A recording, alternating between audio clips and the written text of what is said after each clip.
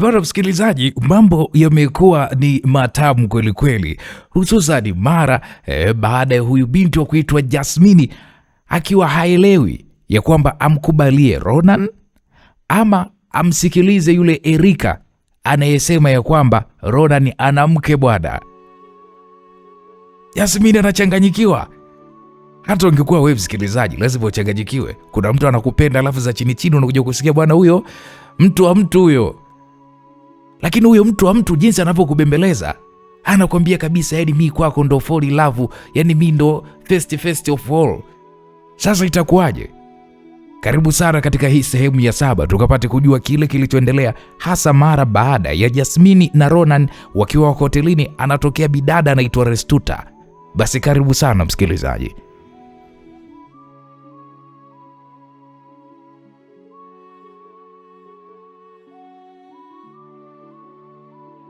Kweli msikilizaji, mimi pamoja na Ronan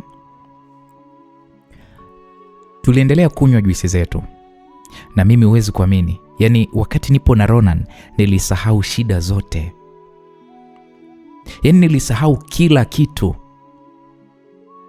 Sasa wakati niko na Ronan tunazungumza, mara tukasikia mtu anasema he makubwa haya, kumbe drama nyingi umeshapata bwana mwingine. Sasa wakati anazungumza hivyo huyo mtu, mimi na Ronan tukageuka kumtizama. Nyie alikuwa ni Restuta, mwanamke aliyeharibu ndoa yangu. Huyu Restuta ndiye mwanamke aliyeniharibia mimi kwa Gian. Ndo alikuwa mchepuko wa Gian, na ndiye alisababisha Gian mimi kuweza kunibadilikia, kunipiga, kuninyanyasa na kunifanya kila lililo baya. Nilipomwona Restuta hasira ilinipanda. Alafu sasa cha ajabu, Restuta akawa anasema, haya, we Jasmini, umemtolea wapi huyu? Alisalia wapi huyu? Mpaka kaja kujitoa muhanga kwako. Maana mtu kutembea na wewe manake ni kujitoa muhanga, ni kama vile kavaa mabomu ya Iran. Au huyu mkaka katoka mkoani hakujui? Maana we Jasmini, hii daa nzima hakuna mwanaume asiye kujua. Daa nzima umeimaliza, hakuna ulombakisha. Restuta anayaongea hayo mbele ya Ronan. Alafu cha ajabu ni kwamba Restuta akasema, we kaka, hivi unamjua huyu Jasmini wewe? Ungekuwa unamjua usingethubutu hata kukaa naye hapa hotelini.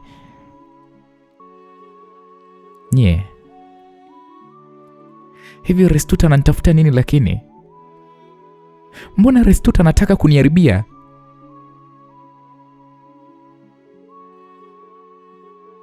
Nikasema hapa siwezi kuwa mnyonge, siwezi kumkalia kimya. Mnajua nilimtazama Restuta, alafu nikamwambia, we dada, shida yako ni nini hasa kwenye maisha yangu? Labda leo nataka uniambie ili tumalizane. Shida yako hasa ni nini? Ulimtaka mume wangu, nikakuachia, na talaka nimempa, yuko huru kabisa, mfunge ndoa sasa wewe na huyo Gian. Lakini umeniona niko na huyu, unakuja tena na maneno yako ya ajabu ajabu. Ili iwaje yani? Nini unachokitaka? Ni kwamba unamtaka na huyu, si ndio? We dada, naomba uniambie, unataka nini kwenye maisha yangu? Au okay, hata kama unanidai, okay, sema basi, unanidai shingapi nikulipe? Sasa wakati namwambia hivyo Restuta alicheka sana, afa akasema, makubwa hayo. Kwa hiyo wewe leo hii Jasmine una ujasiri wa kusema kwamba nilimtaka bwana wako, wakati mimi ndo nilikuwa naye kabla. Tukagombana kidogo tu ndo akaona kuokote wewe.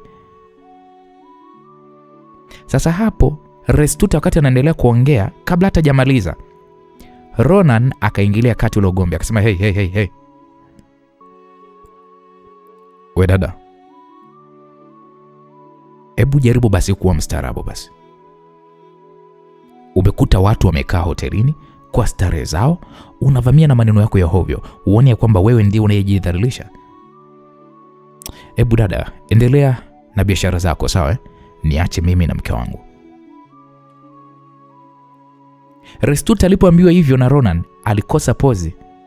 Sasa kilichotokea pale, Restuta ilibidi ajichekeshe. Akasema, shida nini? Humjui huyo nakwambia ni mala. Restuta hata kabla hajamaliza sentensi yake, Ronan akamkatisha pale pale, akamwambia, "Wewe dada, nimekuambia mwache mke wangu. Na nataka ujue kitu kimoja, mimi sio huyo mjinga wako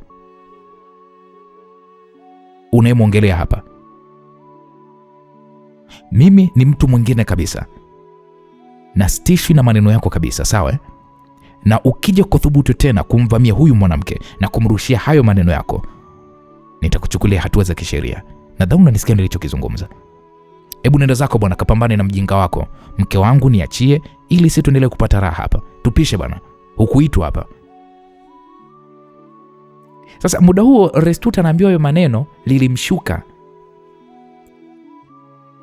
Akabaki anajichekesha tu pale. Akajitikisa pale, huyu akaondoka. Jamani, kusema ule ukweli, mimi nilihisi huzuni sana moyoni mwangu. Huyu Restuta ni wazi kabisa alitaka kuniharibia kabisa. Na nikiendelea kuishi hapa Dar es Salaam, niliona kabisa kwamba mimi nitaharibikiwa kabisa maisha yangu. Sasa sijui nikubali kwenda Tanga, lakini Erika atanielewa kweli? Na mbona Erika ananidanganya kuhusu Ronan? Nikasema hapo kuna kitu, lakini lazima kwanza nipate majibu. Sasa hapo muda huo Ronan akanishika mikono yangu. Aliponishika Ronan akaniambia, "Jasmine, unastahili kuanza maisha mapya kabisa. Unastahili kuanza maisha mapya kabisa sehemu nyingine. Sijui unanielewa mamangu? Vinginevyo hutokuwa na amani. Shetani anakutafuta huku na yule ex wako pia hawezi kukuacha kukusumbua. Jasmine, naomba useme popote unapotaka kwenda kuanza maisha, na mimi nitakusupport na nitakufuata. Japo mimi ningependa uje Tanga na mimi." Ni kweli Ronan, nimechoka haya maisha ya Dar, lakini nawaza huko Tanga au nawaza huko kwingine nitakakwenda kuanza maisha ni wapi? Na nitaazaje maisha, kwa sababu mimi sijawahi kuishi nje ya Dar. Labda niende Songwe. Nisikilize Jasmine, nipo hapa kukushika mkono, na naomba ujue kila jambo lina mwanzo wake. Wewe sema tu neno. Sasa vipi kuhusiana na dadako Erika je? Kama ananidanganya kuhusu wewe, ni wazi hataki mimi niwe na wewe. Akijua kwamba niko Tanga na wewe, atakasirika sana. Na mimi nataka bado kuwa na rafiki. Yaani mimi nataka niendelee kuwa na urafiki na Erika. Nisikilize my love. Haya ni maisha yako. Unatakiwa kujiwaza wewe kwanza. Na kama hilo ni tatizo, basi mimi nitaenda kumwambia ukweli kuhusu hisia zangu kwako na malengo yangu kwako. Jasmine, hivi nikwambiaje ili uweze kuelewa kwamba mimi ninakupenda? Nitamke maneno gani ili uweze kuelewa kwamba ninakuhitaji sana kwenye maisha yangu? Jasmine, mimi sio kama wakaka wa TikTok kukaa na kulamba lipsi. Mimi so hivyo. Mimi ni mtu ninayejielewa na ni mtu ambaye nataka kutengeneza maisha na wewe. Ni kweli kwamba dada yako Erika hatonikasirikia? Kwa nini akukasirikia? Na hata kama akikasirika dadangu mimi, yeye haitomsaidia kitu, kwa sababu mimi nitakuwa tayari nimeshaamua kuwa na wewe na hakuna uweza kulibadili hilo. Hebu labda unisikilize kwa makini Jasmine. Mimi nitakuoa tena kwa ndoa mbele ya Mungu, na nitaishi na wewe mpaka kifo kitakapoweza kututenganisha. Na hiyo mimi ndo plani yangu. Mimi naamini wewe ndiye mwanamke niliyepewa na Mungu. Mimi naamini wewe ndiye langu fungu.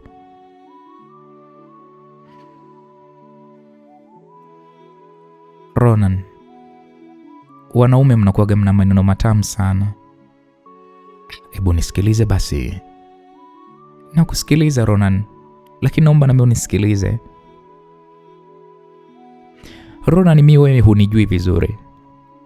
Hauijui historia yangu vizuri, si ndio?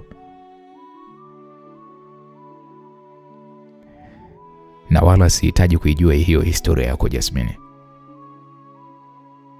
Mimi nakuoa wewe. Wewe kama una historia yako, baki na hiyo historia yako. Sitaki kujua historia, jiografia wala uraia. Mimi nakutaka wewe niliyekuona kanisani. Kila mtu ana historia yake. Wewe historia yangu mimi unaijua wewe. Hasa historia inasaidia nini kwenye mapenzi yetu? Historia haisaidii kitu chochote zaidi ya kubomoa tu mahusiano yetu. Hebu nisikilize Jasmine. Nipe nafasi mamangu. Nikuoneshe mapenzi yangu kwako Jasmine. Jasmine. Mimi nakupenda mamangu. Moyo wangu unakupenda mpaka figo ya kwenye utumbo wangu inaona wivu juu yako. Jasmine. Yaani hata kama nikiwa nimebanwa na haja, lakini tu ninapolikumbuka jina lako haja inakata hapo hapo. Jasmine, hata ninapokuwa na njaa, lakini nikilifikiria tu jina lako tumbo langu linashiba kabisa.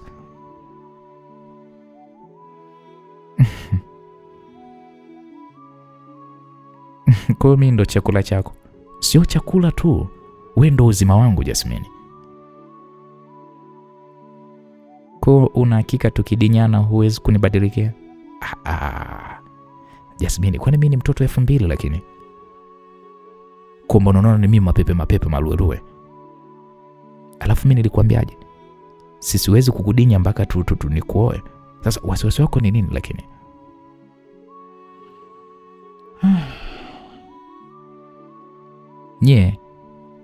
Nilimtazama huyu kaka. Nilijikuta na mkumbatia. Kiukweli nilijihisi niko salama sana kwa Ronan. Nilikuwa nina amani kubwa mno moyoni mwangu. Nilimtazama machoni, nikamwambia Ronan, nimeumizwa sana na hii dunia.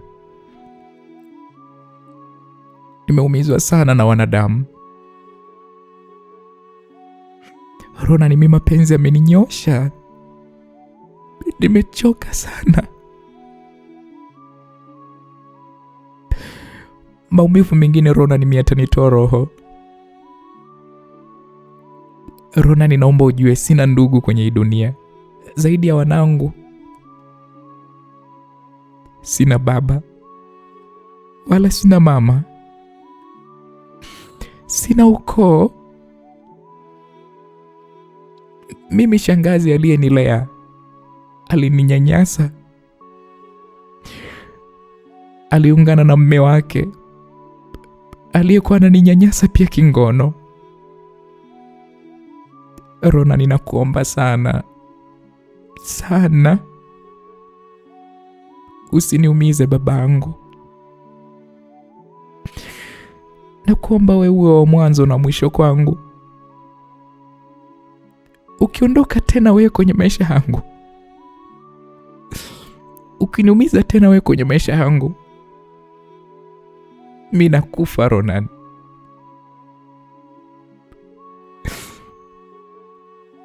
Utaniua Ronan.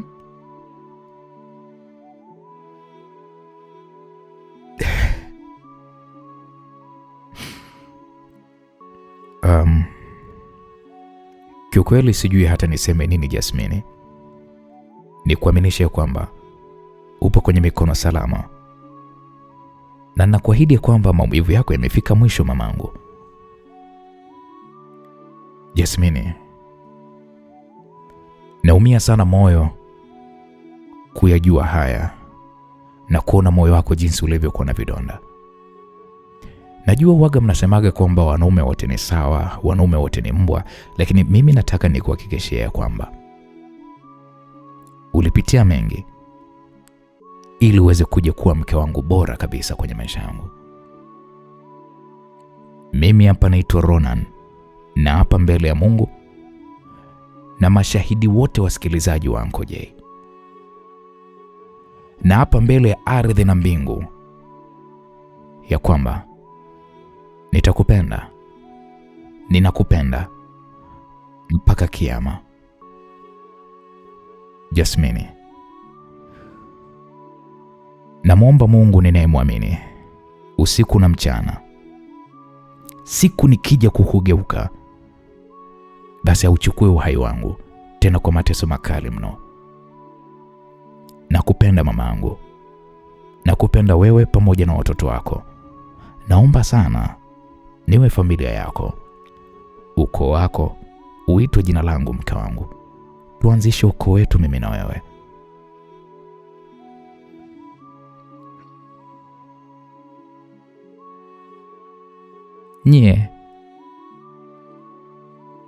Nye, maneno ya Ronan yaliniumiza sana. Sikuwahi kuambiwa maneno matamu hivi mimi. Mimi nilikuwa naambiwa kahaba, malaya. Mimi ambaye nilikuwa nanyanyasika. Sikuwahi kuambiwa maneno kama haya, msikilizaji. Yaani nilijikuta na mbusu Ronan na kisha nikamwambia asante babangu. Asante Ronan, nakupenda pia. Na mimi pia Ronan ninaapa kukupenda na kuwa mke wako bora, mke mwaminifu mpaka kifo kitakapotutenganisha. Na usilie sasa. Usilie mamangu. Na nimefurahi sana leo.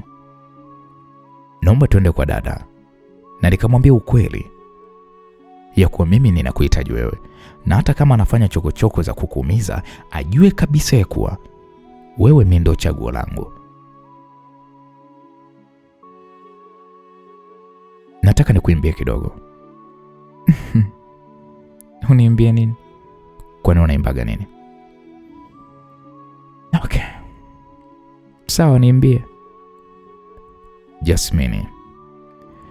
Nimekuchagua wewe Jasmine, uwe wangu wa maisha, wakufa na kuzikana.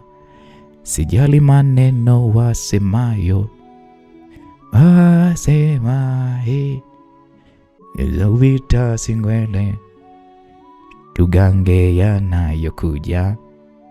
Naitwa Zuchu Zuhura, viboko ya vigagura, napiga kama sungura. Dodi gudi. Ila Ronan, unajua ni No. Unajua nikwambie kitu kimoja Jasmine. Hakuna kitu ambacho mimi kinanipa furaha kama kukupenda wewe. Sawa, nimekuelewa.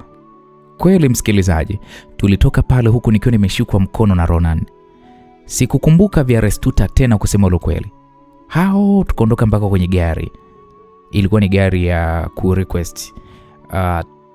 Tukaenda hotelini kwa ajili ya kufuata gari ya Ronan na tukapanda. Ronan aliendesha gari mpaka kwa dadake Erika yani. Tulifika hapo tukashuka.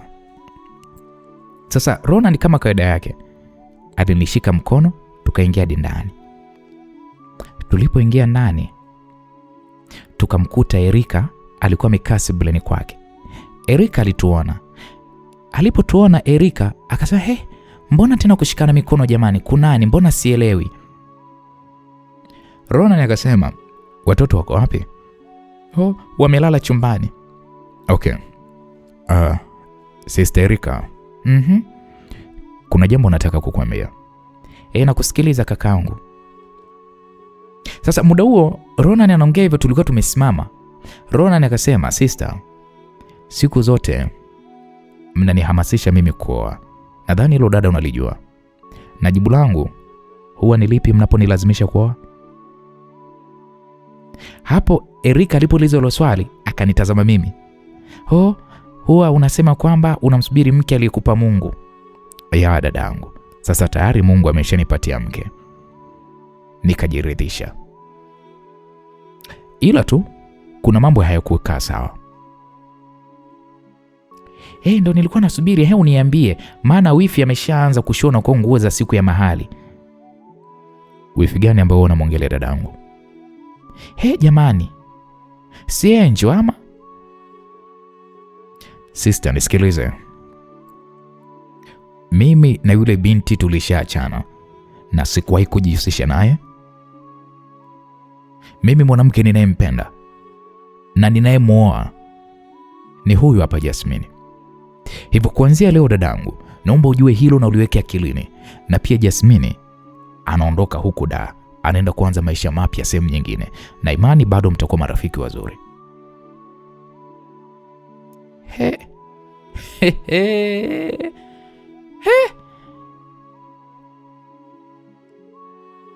Hapo nyie Erika alicheka tena kicheko kile kikubwa, alafu mimi sikumuelewa. Lakini cha ajabu ni kwamba Erika akasema, "Oh kaka, mimi nimefurahi sana rafiki yangu huyu kuwa wifi yangu jamani. Hakika dunia ina maajabu yake. Nani angedhani rafiki yangu leo hii atakuwa wifi yangu tena wa ndoa. Rona ni mdogo wangu, ungekuwa na utani ningehisi utani, lakini mimi na wewe hatutaniani, hivyo nakubali. Wifi Jasmine, karibu nyumbani." Hapo Erika alikuwa amenyanyuka, akaja akanikumbatia. Nisijui ni kwa nini, lakini nilihisi Erika kama vile ana force ile furaha. Nikamwambia tu asante. Kwa hiyo unahamia wapi na lini unahamia huko unakotaka kwenda kuhamia? Anahamia Tanga. Mnaenda kuanza kuishi kabla hata ya ndoa kaka? Kweli unataka kwenda kuishi? No. Atakuwa kwake. Hapo sawa kabisa. Sasa utaondoka vipi? Pale kwa baba watoto wako je vipi? Erika aliponiuliza hilo swali, ikanibidi mimi nimwambie ukweli wa kile kilichokuwa kimetokea na kwamba mimi nimefukuzwa, niko hotelini. Jamani, usingekuja kukaa huku. Nikasema hata usijali Erika, sikutaka tu kukupa mzigo. Basi sawa. Kwa kweli tulikaa pale tukaongea na kisha mimi nikaomba kuondoka. Ronan alitupeleka hotelini na kisha akatuacha, yeye akarudi kwa dada yake. Siku iliyofuata Ronan alipita mapema sana, akatusalimia na kutuaga kwamba anaenda kwenye semina, huku akawa amesema kwamba nijiandae kwa sababu kesho yake tunaondoka. Nikamwambia okay sawa. Kwa mimi niliamua kuondoka kabisa kusema ndio niliamua. Kwa nilirudi pale kuwalisha wanangu na kuwaogesha, wao wakalala, tukatulia. Mara simu yangu mimi iliita. Alikuwa ni wifi yangu sasa Erika. Alikuwa amenipigia, nikapokea ile simu. Erika akaniuliza, "Maiwi uko wapi?" Kama niko hotelini. "Uko poa?" Mimi nikacheka nikamwambia niko poa. Sasa unajua mimi nimekuja hapa hotelini kwako, njoo basi kuna kitu nataka tuongee. Nikamwambia uko hotelini kwangu? Nikamwambia basi njoo chumbani dia. Hapana, mimi nataka kukaa huku bustanini, wewe njoo. Nikamwambia sawa, basi nakuja ila watoto wamelala. Waache bwana, tutakuwa tunawachungulia. Napo mimi mbona hata sky sana? Nikamwambia sawa wifi yangu. Kwa hapo nikatoka, nikawaacha watoto, mimi nikaenda kuonana na Erika. Tukakaa, Erika akawa ananisimulia kuhusu ex, yani mume wake na matatizo yao, kitu ambacho alishawahi kuniambia lakini akawa anakirudia tena kuniambia kwa mara nyingine. Sikuwa na jinsi, mimi nikamsikiliza tu. Alikaa kama dakika 30, mara simu yake kaingia ujumbe, akausoma. Alipousoma akaniambia, "Dia, naomba bwana mimi niwahi, fundi makabati amefika pale kwangu." Nikamwambia okay sawa, basi baadaye. "Vipi utakuja?" Nikamwambia nitakujuza. Basi sawa. Kwa tukaagana hapo na wifi yangu Erika, akaondoka. Mimi nikarudi chumbani. Nilikaa kwenye kisebule kidogo. Nikaona acha nikawaangalie mabinti zangu. Nikaenda chumbani. Jamani, nilishtuka wanangu hawakuwepo chumbani. Begi lao la nguo halipo pia. Nyie mjue nilichanganyikiwa. Nikaingia mpaka vyooni, nikabegua kitanda kile, makochi wapi, watoto hawakuwepo. Nyie nilichanganyikiwa. Okay, wanangu wamekwenda wapi sasa? Nitafanyaje mimi? Sasa hapo akili kanijia ya kwamba hii ni hoteli kubwa, lazima ina kamera, kwa hiyo watajua tu. Nikatoka mbio mpaka reception, nikafika pale na hema juu, nikamkuta mhudumu wa kike. Nikamwambia dada, wanangu mimi sijawakuta chumbani. Wanangu wameenda wapi? Ni mapacha wa kike wawili. Dada akasema, calm down dear. Mbona una wasiwasi wakati umepigiwa simu mume wako akiwa yuko hapa na ukasema kwamba uko bustanini na rafiki yako, hivyo yeye achukue tu watoto?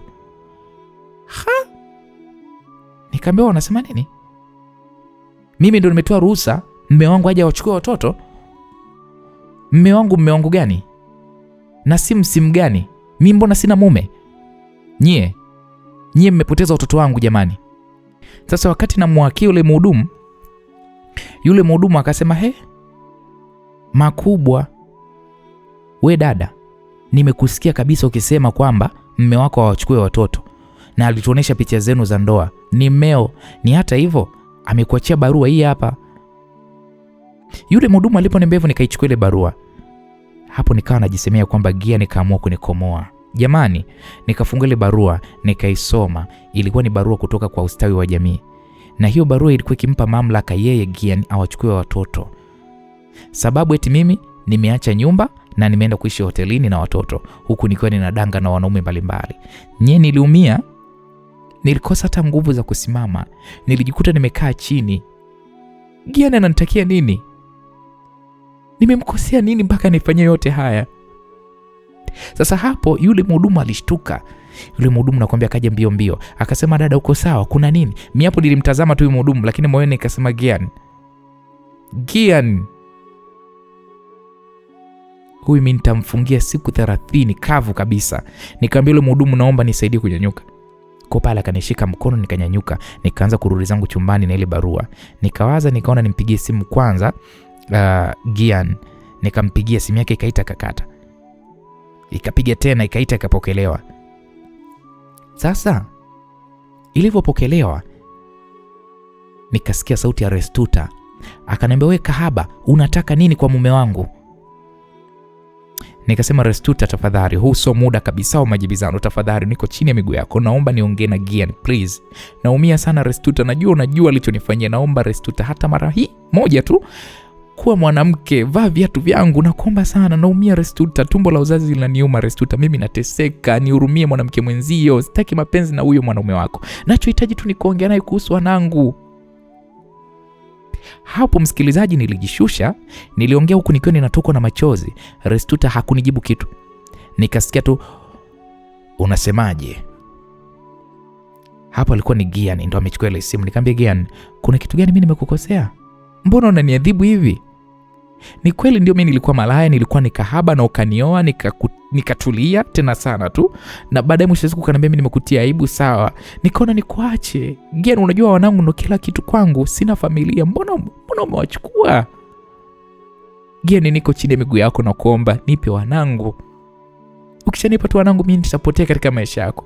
Nitawalea watoto nikiwapa sifa nzuri kwako, kwa sababu ulinitoa jehanamu, na daima nitakushukuru kwa hilo. Naomba wanangu, nitawalea kwa maadili please Gian, nakuomba. Hebu niwalishe watoto, nitakupigia.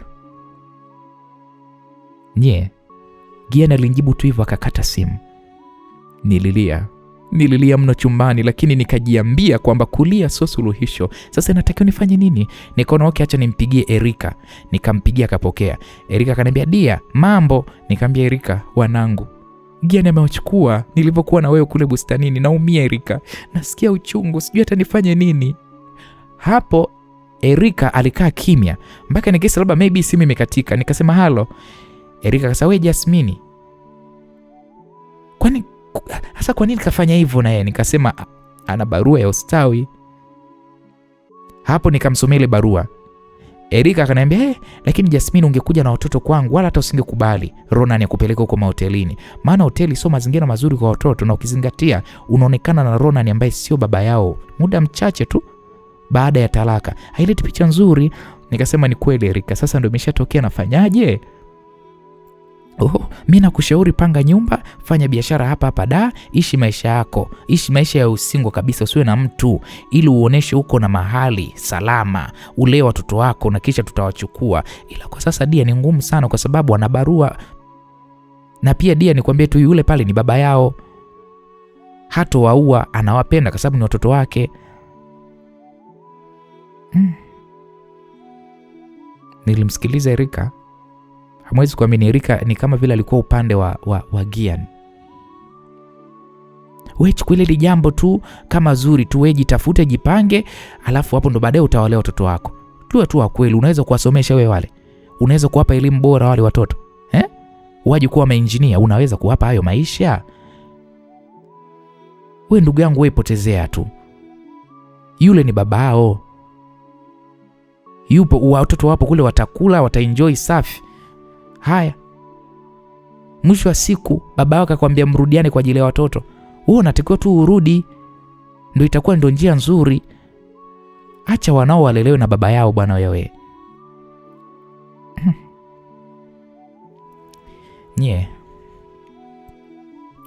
Ushauri wake Erika Niliusikiliza, japo ulinisawazisha na kunifanya nijiulize kwamba ina maana kwamba anavyosema mizigo kuwapa wanaume anamaanisha kwamba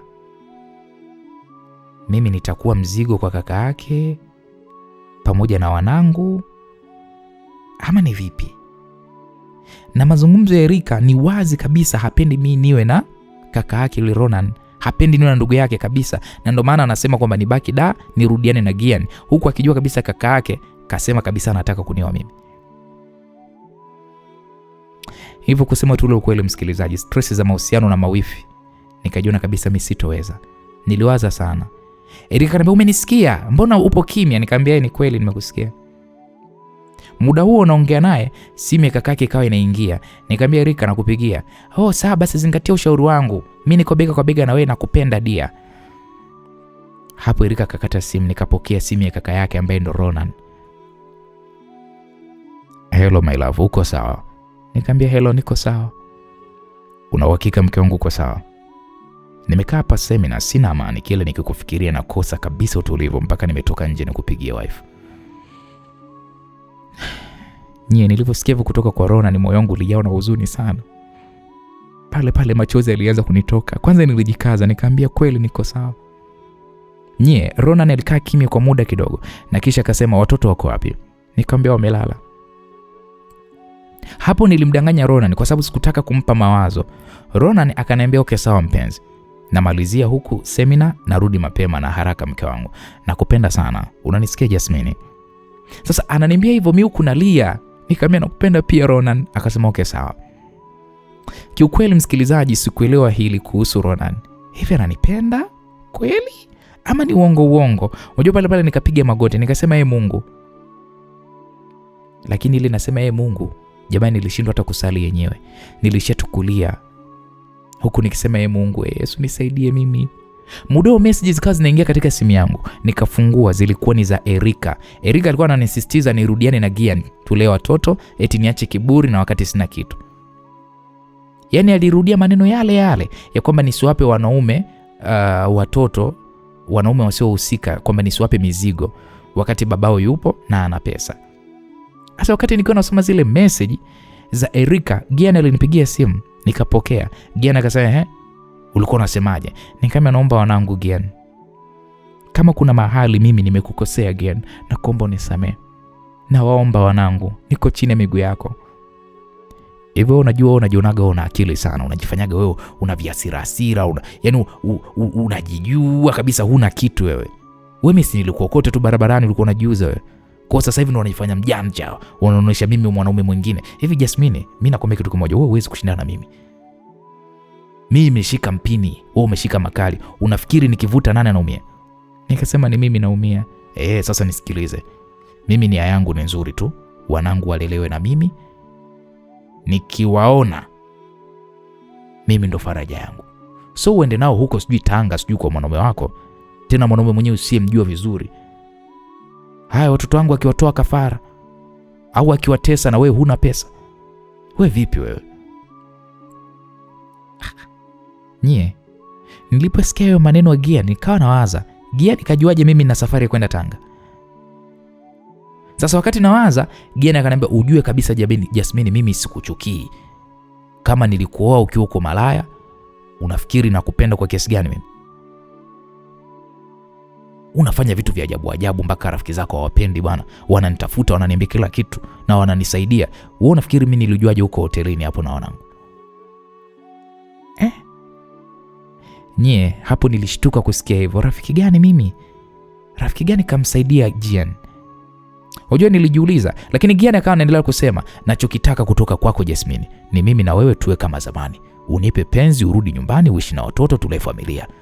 Na kama uko tayari muda huu, nivalie kimalaya, nije hapo unipe kama zamani. Alafu nikitoka hapo ni kwa watoto, maisha mengine yanaendelea. Maana na wanangu pia wanahitaji mimi na wewe tuwe pamoja. Na nimewatafutia shule nzuri ya gharama waanze. Hivyo nakuja hapo, jiandae. Nataka tufanye hapo.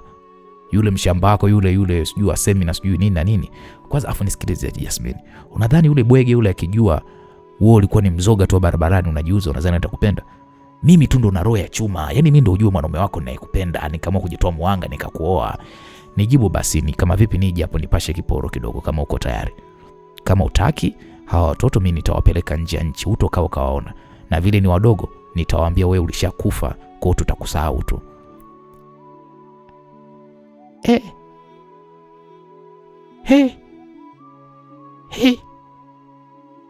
Mimi kusikia kwanza nilifikiria wanangu waondoshwe.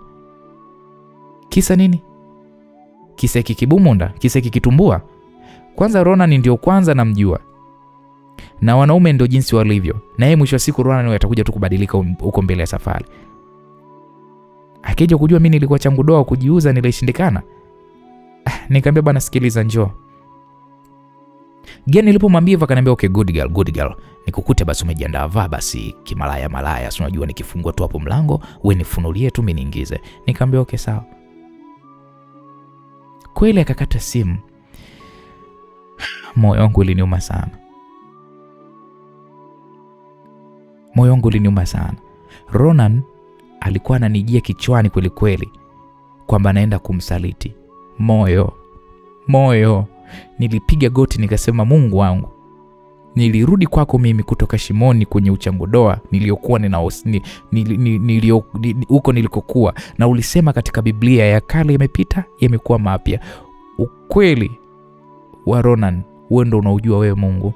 Maana naamini mimi ni mke wake. Maana yeye anaamini mimi ni mke wake ambaye wewe Jehova umempa. Leo hii shetani ananivuta nirudie tena tabia hii. Mungu wangu. Najua mimi ni mdhambi. Kama kweli mimi ni wa Ronan, naomba kikombe hiki cha jiani kiniepuke.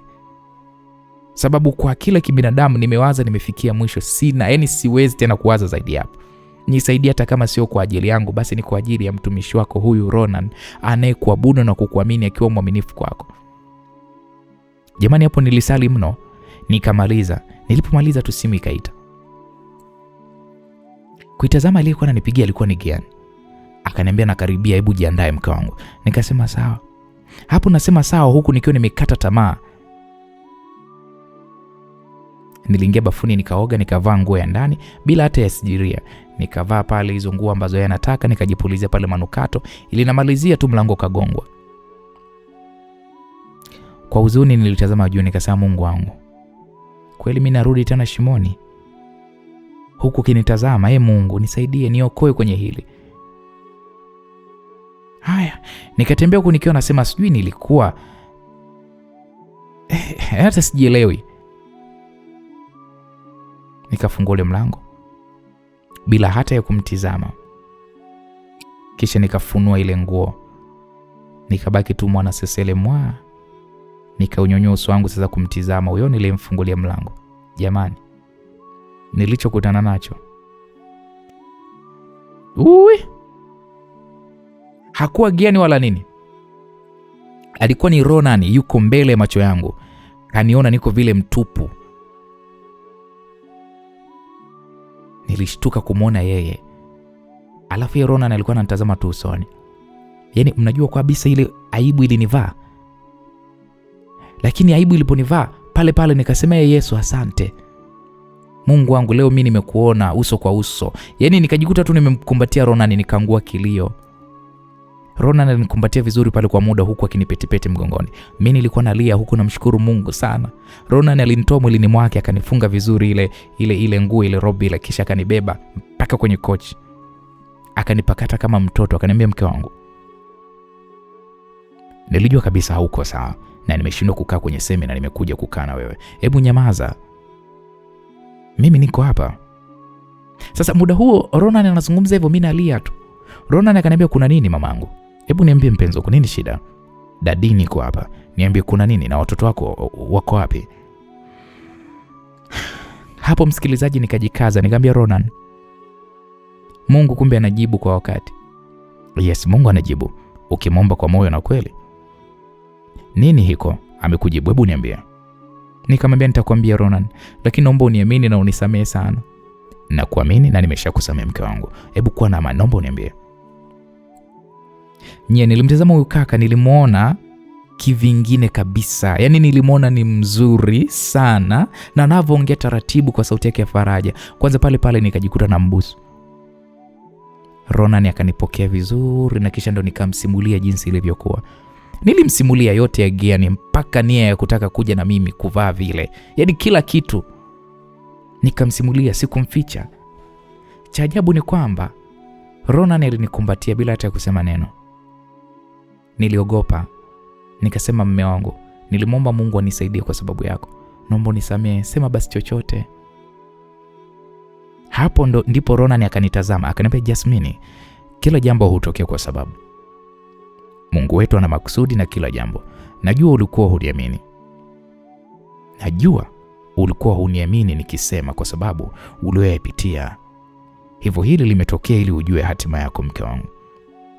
Mungu wangu hawezi kutuacha tukaibika na dhamira yake ni dhahiri kabisa kwetu. Jasmine, wewe ni mke wangu na mimi ni mume wako na Mungu amekuonesha leo. Hivyo hakuna kilichobadilika kwangu, ila na imani kwako kuna yaliyobadilika, na kuanzia sasa tutatembea kwenye makusudi ya Mungu na kupendana na kuheshimu pia. Asante sana. Lakini nawaza vipi ungechelewa Ronani? Angewahi yeye Gian ingekuaje? Ningemkosea Mungu mimi tena hotelini kwako. Mimi sifai Ronan, sifai kuwa mke wako. Niliposema hivyo, Ronan alinishika mashavu akaniambia, sikiliza, Mungu hawai wala hachelewi, hutenda kwa wakati ulio sahihi. Nimekuwa tayari. Mungu ninayemwabudu hawezi niache nidhalilike kwa kumwaibisha ubavu wangu. Hebu acha kuwaza hayo mambo, tufikirie kuhusu watoto.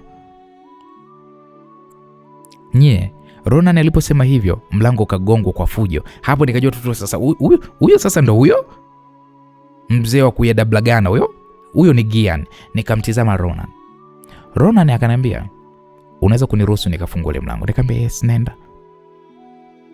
Hapo nikatoka miguuni mwake, maana alikuwa amenipakata. Akanyanyuka huku kaeka mikono yake mfukoni yeye mwenyewe. Akasema, nenda kavae nguo, mke wangu. Nikasema, okay sawa.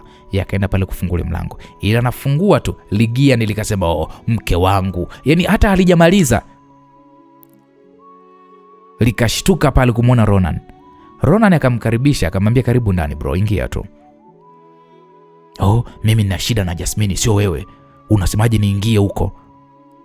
Bro, sio kila muda ni muda wa vita.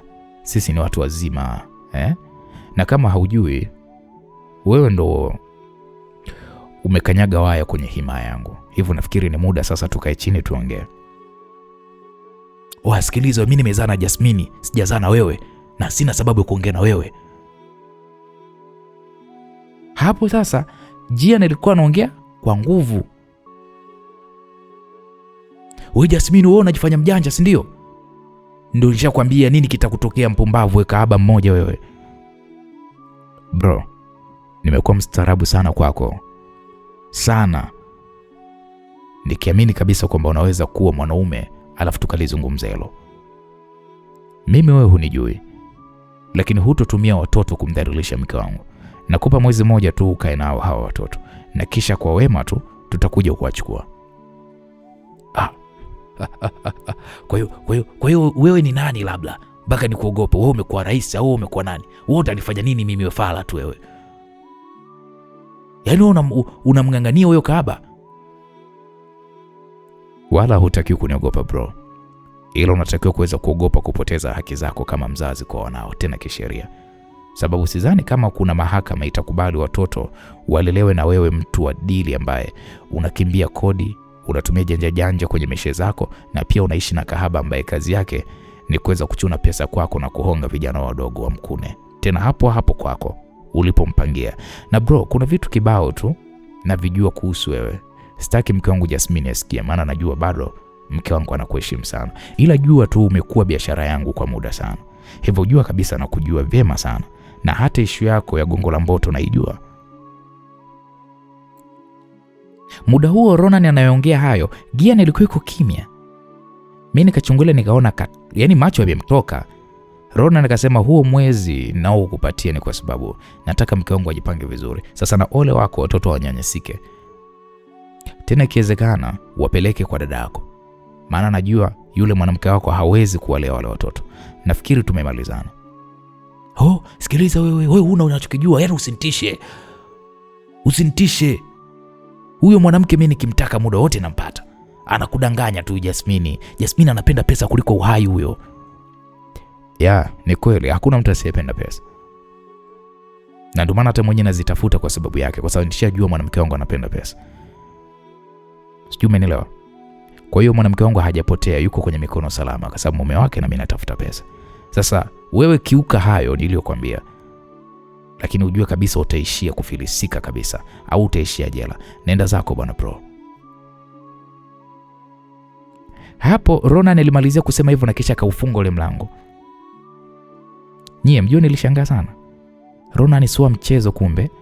Ronan hapo akaja chumbani nikamkumbatia. Mara simu yangu ikawa inaita. Nikaicheki alikuwa ni Erika.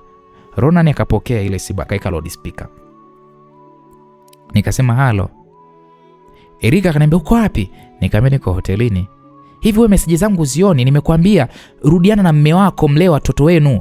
Wewe nakushauri unaona ujinga afu unakaa tu kimya, manake nini? Mume wako yule sana kupenda sana, si anakuhitaji. Kwani shingapi kurudiana naye? Hapo Erika anaongea hivyo, hajui kama kaka yake anasikia. Ronan alicheka alafu akakata ile simu. Alisoma message zangu zote katika simu. Na kisha Ronan akaniambia mke wangu, tunaenda wote Tanga. Hapo mjue nilimtazama kwa hofu, nikamwambia ndio. Basi jiandae tunaondoka leo usiku, sawa? Nikamwambia okay sawa. Hebu naomba niende kwa huyu sister nikafuate vitu vyangu. Nikamwambia okay sawa, lakini baby usimwambie chochote kuhusu haya na usimwambie kwamba tunaondoka wote. Hapo Ronan akanitazama, akanikumbatia, akasema sikiliza, mimi ni mume wako. Napaswa kufanya kila kitu kuweza kukulinda wewe mke wangu. Nitakuwa mume wa hovyo sana kutokumlinda mke wangu. Hivyo usiwe na wasiwasi na kila kitu kitakuwa kiko sawa. Nikamwambia okay. Asante. Kabla sijaenda nataka tule kwanza chakula. Nikamwambia okay sawa. Kwa kweli aliagiza pale msosi, tukaenda kulia bustanini na kulikuwa kuna watu wengi hiyo siku. Tulikula huku akawa ananitania, basi nikawa nacheka. Mara nilishe, yani raha, yani nilijiona nina amani sana. Tulimaliza pale akanisindikiza chumbani na kisha akaniaga kwamba ndo anaenda kwa dada yake sasa. Nikamwambia okay sawa. Kwa mimi nilipanga nguo vizuri, wala simu yangu haikuita. Nilimaliza, nilishamwa kuondoka na Ronan wangu kuelekea huko Tanga. Kwa nikajilaza kitandani nikapitwa na usingizi. Nilikuja kuamshwa na simu ya Ronan, nikapokea. Akaniambia kwamba ndo anakuja kwangu, ameshatoka kwa dada yake. Na akaniambia kama kuna kitu nakitaka niseme. Nikamwambia mimi hapana, hamna kitu ninachokihitaji. Akaniambia okay sawa. Kwa mimi nikakata simu. Mara ikaita tena. Sikuangalia hata, nikajua tu huyo ni Ronan tu. Nikapokea, nikamwambia samani bwana, nilikata simu, hujamaliza baby, niambie. Sasa niliposema hivyo mimi nikajua naongea na Ronan. Bana nikasikia msonyo huo.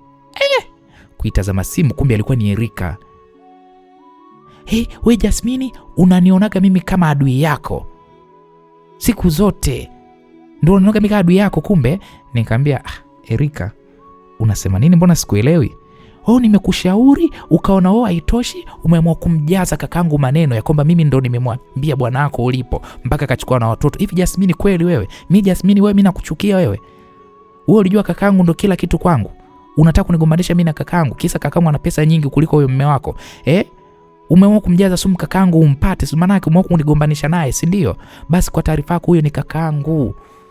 Na ni Hanisi. Huyo kakangu mimi nakwambia ukweli hasimamishi.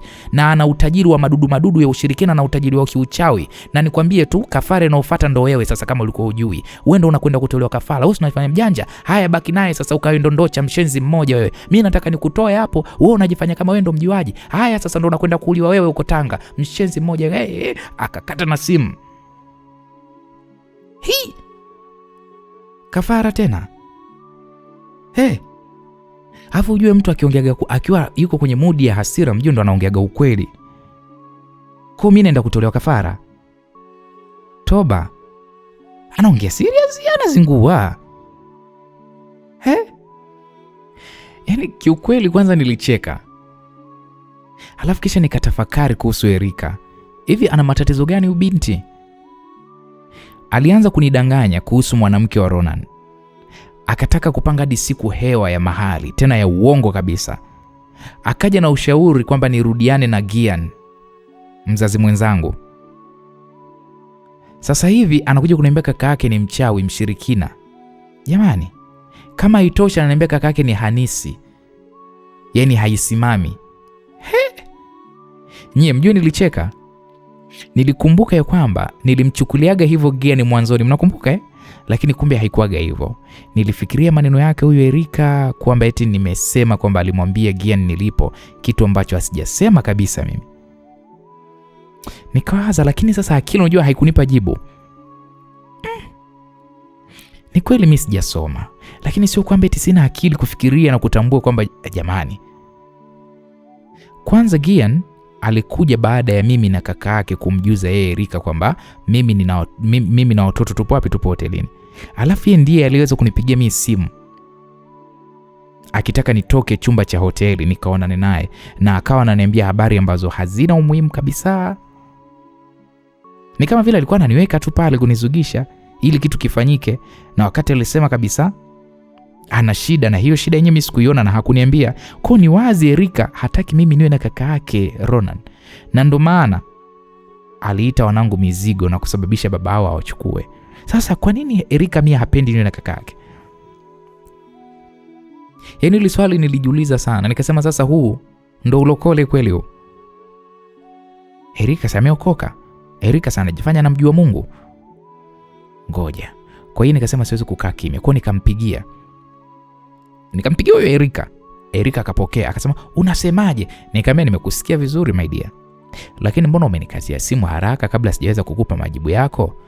Unataka kunijibu nini? Wewe ni mnafiki sana wewe. Nikamwambia mimi nakubali kwa yote uliyosema, lakini dear, mimi sikumfuata huyo kaka yako Ronan. Yeye ndiye alinifuata baada ya kuniona kitambo, hata kabla mimi kuweza kukujua wewe. My dear, mimi nampenda kaka yako Ronan, na ni mpango wa Mungu mimi kuwa na yeye. Sijawahi kujua uwezo wake wa kipesa, na hakunihakikishia kwamba ana pesa. Lakini tu nikwambie kitu kimoja, mimi sipo na kaka yako kifedha, na sitaki hizo pesa zake. Na hata kama kuna nyaraka za kujaza nipewe, yani kama kuna nyaraka nipewe nijaze kabisa kwamba sihitaji hata 100 ya huyo Ronan wako. Bana wewe usijifanye mwema sana, usijifanye wewe malaika. Nikamkatia na simu. Lakini nakumbuka kabla sijamkatisha, kabla sijamkatia simu nikamwambia Erika, itakuwa ni vyema sana ukamfuata huyo Ronan, ukamweleza hayo ambayo mimi unaniambia. Lakini kama unataka kujua mimi huyo Ronan wewe kakako, mimi ndo amani yangu, na nakuomba ujue mimi sijamwambia kitu chochote kuhusu ushauri wako wala kuhusu hayo ya Gian kujua nilipo. Ila Gian aliniambia wewe ndo umemwambia akachukua watoto. Sikuamini, maana nilijua wewe Erika ndo rafiki yangu, huwezi kunichoma. Lakini sasa nimejihakikishia kwamba ni kweli wewe ndo ulimwambia Gian. Sijui ni kwa sababu gani umefanya hivyo, na wakati wewe Erika unajua kabisa uchungu wa kuzaa na kupoteza watoto. Nisikilize Erika, sisi ni walokole na hatupaswi kuwa hivyo ambavyo wewe unafanya. Acha mpango wa Mungu utimie my dear. Mimi kakako mbona nampenda hivyo hivyo, hata kama yeye hanisi haisimami, lakini mimi nakuahidi kumpenda mpaka nakufa. Cha msingi tu my dear, muamini na umsupport kakako. Mimi ndo nishakuwa wifi yako, na pia kuhusu wanangu najua kabisa hiyo ndo hofu yako ya kuwa watamnyonya kaka yako, watoto wangu watakuwa mizigo kwa kaka yako. Lakini mimi nakwambia tu kwamba watoto wangu mimi nitawalea mimi mwenyewe, japo kakako kanipenda na msalaba wangu na akasema ataubeba mpaka tufike. Nichukue nafasi hii Erika kukuaga rasmi. Naenda kuishi Tanga na kuanza maisha yangu mapya huko. Karibu mpenzi Maiwi, nakupenda sana na Mungu akubariki kwa yote. Hapo sasa ndo nikakata simu. Nilipomkatia simu, Erika akapiga tena. Mimi sikupokea. Akatuma message, kaandika pokea simu. Nikamwambia kakako yuko jirani kufika hapa nilipo. Kwa sitaki asikie maongezi yetu dia. Zaidi tu labda nafikiri tumeshamalizana. Kila mtu ameshaongea kila alichotaka mwenzie akisikie. Kwa nilipomtumia ujumbe aliusoma lakini hakunijibu. Niliamua kumpigia simu mchungaji wangu, alipokea na nikamwelezea kila kitu kuhusu watoto na mimi kwenda kuishi Tanga. Na pia nikamwelezea kwamba mimi nataka nikaanze maisha ili nijisimamie, ili nije nipiganie wanangu. Kwa mimi nikamweleza mchungaji kuhusu Ronan na pia nikamweleza mipango yake. Mchungaji akaniambia huyo kijana nimemfahamu kwa muda mrefu. Sasa ni mcha Mungu haswa, aliyesimama katika imani kweli kweli. Na aliniambia kuhusu kufunuliwa kuhusu wewe, lakini muda haukuwa sahihi. Na imani sasa ni muda sahihi. Jitahidi msifanye dhambi, msubiri mpaka wakati wa Mungu. Nikamwambia amina sana mchungaji, nimekuelewa. Kwenda kuanza maisha mapya sehemu nyingine, hilo ni jambo jema sana kwako. Na mimi nakuombea ukawe salama na ufanikiwe katika kila jambo jema ufanyaro. Na pia ukifika kule, nenda kaabudu kanisa analosali Ronan. Pale uko mikono salama. Na kusi binti yangu, sali sana, omba sana, simama katika imani na Mungu atakuonesha njia. Nikasema amina babangu. Sasa nawaza hapa, umesema unataka kujisimamia. Je, una pesa ya kufanya hivyo, kujisimamia? Nikamwambia nina kiasi kitakachoweza kutosha kabisa kwenye kodi. Nilikuwa naomba kama inawezekana baba, nipate mkopo nianze biashara. Nitakuwa narejesha kidogo kidogo. Hapo msikilizaji, niliona ni bora nikopi kwa mchungaji, sio kwa Erika tena. Mchungaji akasema sawa, kama kiasi gani unahitaji? Nikasema kama milioni 1 baba. Okay sawa. Biashara gani unafikiria kuifanya? Nikasema ya kimini supermarket kidogo tu, maana ndo nina uzoefu nacho. Okay sawa, nitaongea na watu, tutaona cha kufanya. Nikamwambia okay, asante sana baba mchungaji. Funika macho tuombe. Nikasema sawa. Kwa pale nilifumba macho. Mchungaji aliniombea, alipomaliza nikamshukuru. Nikiwa ndo namuaga, Ronan akawa anaingia. Nikamjuza mchungaji. Mchungaji akasema nipe nimsalimie.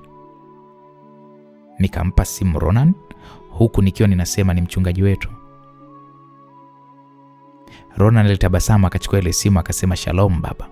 Kwa waliongea pale, wakasali, akakata simu.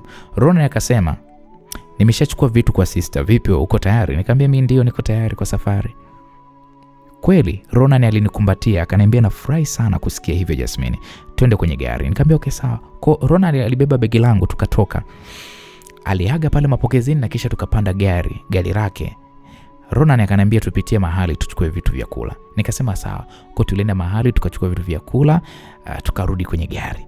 Akaendesha mpaka Mbezi mwisho, mara akapaki pembeni ya barabara. Akaniambia Jasmine, naomba tusali kuondoka kwako kwenye ardhi hii ya Dar es Salaam, maana hutakaa ukaikanyaga tena.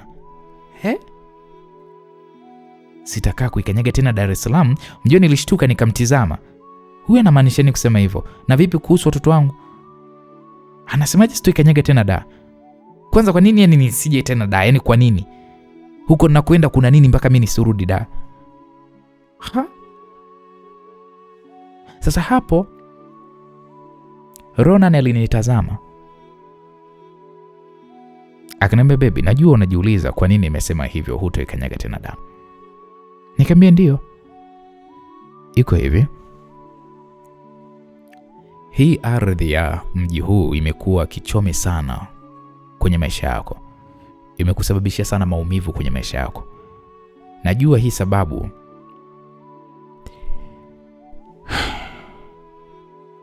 Nilikuwa na kuona ukiimba na kusali hadi unalia.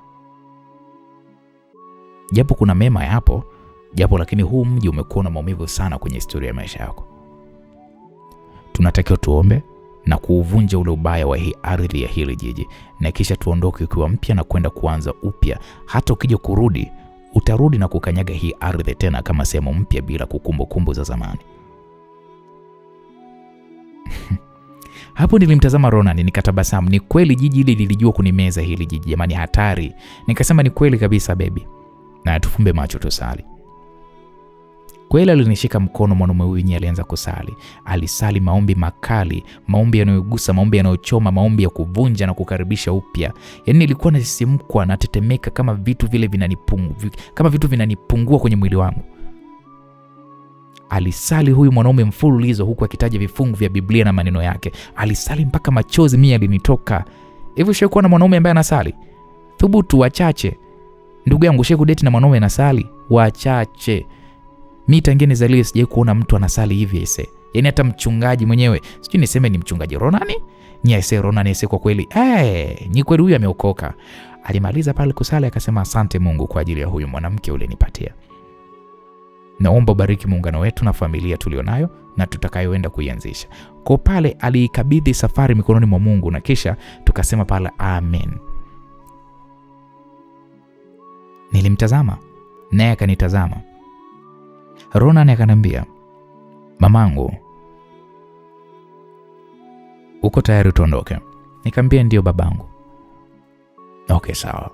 Kwa kweli nilimkumbatia nikambusu. Akanambia, busu la safari njema mama. Nikamwambia asante kwa kuja kwenye maisha yangu Ronan. Amani ninayojisikia hata kama nikifa sasa hivi naamini nitakufa nikifurahi. Hapo Ronan akanikumbatia, akaniambia mke wangu mpenzi, amini hii. Amini ya kuwa utadumu nayo, utaishi zaidi mpenzi. Biblia inasema katika kitabu cha Yoeli 2:25, Bwana anasema, nami nitawarudishia miaka iliyoliwa na nzige, tunutu na madudududu na mapazi, jeshi langu kubwa nililolituma kati yenu. Pia akasema katika kitabu cha Isaya 61:7 imeandikwa, badala ya aibu yenu mtapata maradufu, furaha ya milele itakuwa yenu. Mke wangu, hapa inamaanisha Mungu anaahidi kurejesha baraka, muda na vitu vyote ulivyovipoteza maishani. Hata kama ilionekana imeharibika kabisa, hata miaka unayoona umeitupa, Mungu ataifidia. Hivyo utaishi sana tu mke wangu ukiwa kuna mimi na watoto wetu mapacha na wengineo Mungu ambao ataweza kutujalia. Amina. Kweli hapo tulianza safari huku tunaongea vizuri na Ronan, tunacheka. Safari ilikuwa ni nzuri mno, sikulala hata. Nilienjoy na maongezi na kusimama baadhi ya sehemu nzuri. Japo ilikuwa ni usiku, lakini Ronan alihakikisha na enjoy mno ile safari. Tulifika usiku huo Tanga. Tukaenda mpaka kwenye nyumba moja hivi aloniambia kwamba ndo nyumbani kwake. Ilikuwa ni nyumba nzuri, sio kubwa sana na ilikuwa ina fence kubwa hivi. Akapaki gari eneo la kupaki na kulikuwa kuna magari mengine matatu pale. Magari yalikuwa ni ya heshima. Akaniambia karibu nyumbani mke wangu Jasmine. Nikamwambia asante sana mpenzi. Basi pale alishusha mabegi tukaelekea kwenye mlango wa kuingilia ndani sasa. Akafungua na funguo yake na kisha tukaingia ndani. Akaniambia mke wangu, utapenda nikupikie chakula gani? Wow. Nikamwambia wewe, kusema ule kweli nimekula huko njiani, nimechoka mno baby, naomba nioge nipumzike. Akasema okay sawa. Kwa aliniongoza mpaka chumba cha mwisho kabisa, kikubwa kizuri. Akasema bafu mlango ule pale na taulo safi, kuna sehemu uko bafuni uko bafuni kila kitu kipo huko. Maji ya moto ngoja nikuashie. Akawasha kisha akasema oga alafu pumzike, tutaonana kesho. Nikamwambia wewe unaenda wapi? Akasema naenda kulala chumba kingine mpenzi, nimechoka sana. Nikamwambia haya sawa. Kiukweli mimi sikuwa na wasiwasi na Ronan na nilishajua huyu kaokoka kweli. Nyie vijana wa siku hizi eti mpenzi wako mmefika kwenye nyumba mlale vyumba tofauti. Inahusu atakungangania huyo mpaka nakwambia mpaka shuka mtajifunika shuka moja. Basi mimi nikaoga zangu pale kisha nikarudi kitandani. Sikuchukua muda kweli, nilipitwa na usingizi, nililala kama vile nimekufa. Nilikuja kuamshwa na Ronan aliyekuwa anagonga mlangoni. Nikamka haraka nikasema ingia. Hapo mimi nikawa nakimbilia bafuni nikajiweke sawa mtoto wa kike. Mudoo mwanga kama wote nje. Nilisikia pale mlango unafunguliwa na mimi nikaoga nikavaa pale. Begi nililiweka chumba cha nguo kipo karibu na bafu. Kwa nikarudi nikamkuta pale ametulia na chakula kwenye kitray. Nikamwambia jamani baby, mbona hata usingefanya hivyo? Najua umechoka na muda umeenda. Saa 5 sasa hivi. Nataka niende ofisini mara moja. Nikaona nikuandalie chakula kabisa. Nikamwambia no baby, usingefanya hivyo. Ungeniamsha tu mimi nikupikie. Baby, nitakula chakula nitakapokuwa. Sawa mpenzi, lakini sio sasa hivi. Mpaka nikamtizama. Yes baby. Nikamwambia okay sawa baby. Kwa hata chakula mpaka unioe, yani utakula chakula changu mpaka siku utakaonioa. Haya, baba mlokole. Kweli tulikula pale tukamaliza na kisha naye akaniaga ndo anaenda jobu. Nikamwambia okay sawa, kazi njema. Kwa nilibaki pale nikawa nasuza vyombo nikarudi kulala. Nilikuwa nawaza sana kuhusu wanangu, nikaona nimtafute Mary. Simu iliita, Mary akapokea, nikamsalimia. Cha ajabu Mary akaniambia, sema shida yako. Nikasema, watoto wa jambo, ulinipa mimi au watoto wako? Yaani wewe ni mwanamke mjinga sana wewe. Umeacha wanao walelewe na kisirani Restuta, alafu huko tu kudanga. Nikasema, yani Mary anapozungumza utazani labda haelewi.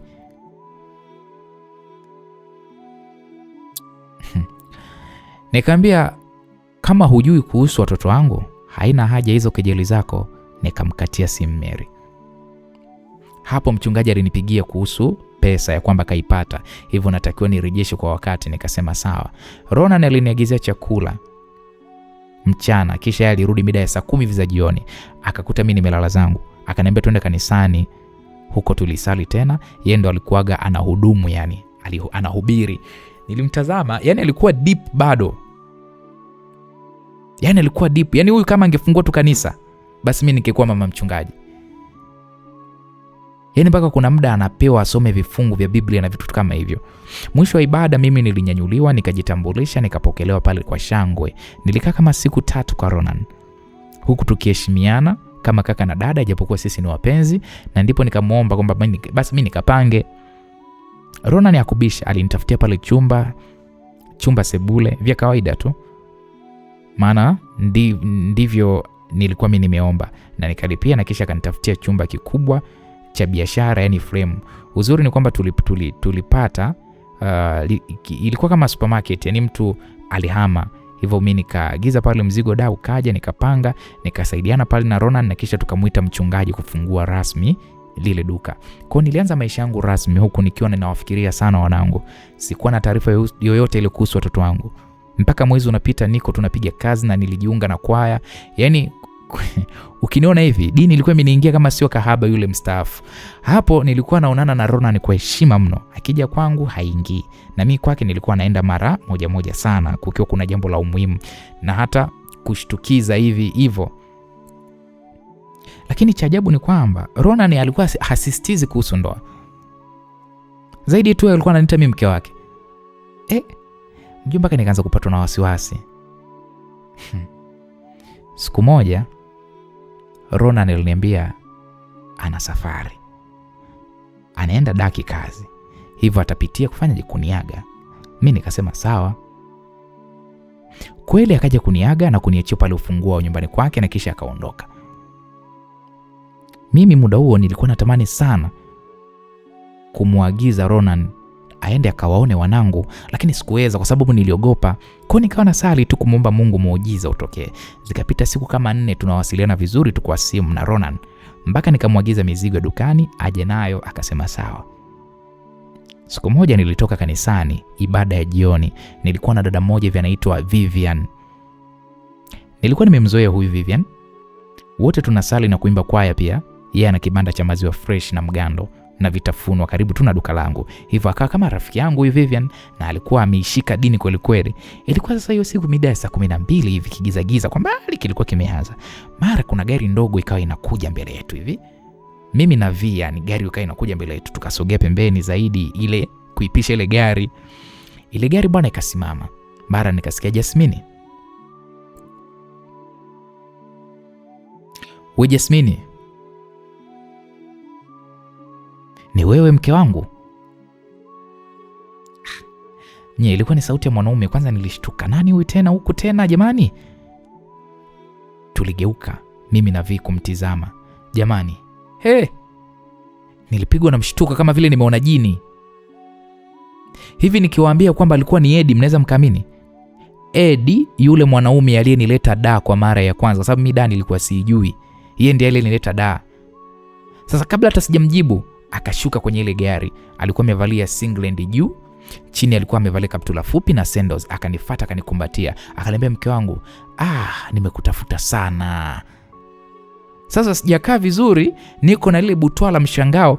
Jamani, si akanibusu mdomoni. Ila ananibusu mara gari ya Ronan hii hapa imefunga breki pale shwa.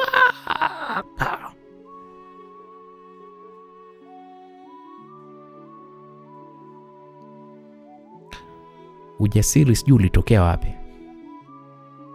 Nilimpush Eddie, nilimsukuma kwa nguvu, Akaniachia, alivyoniachia nikamzabua na mkibao. Nikamwambia, we pepo koma, toka, usinizoee na wala usinisogelee.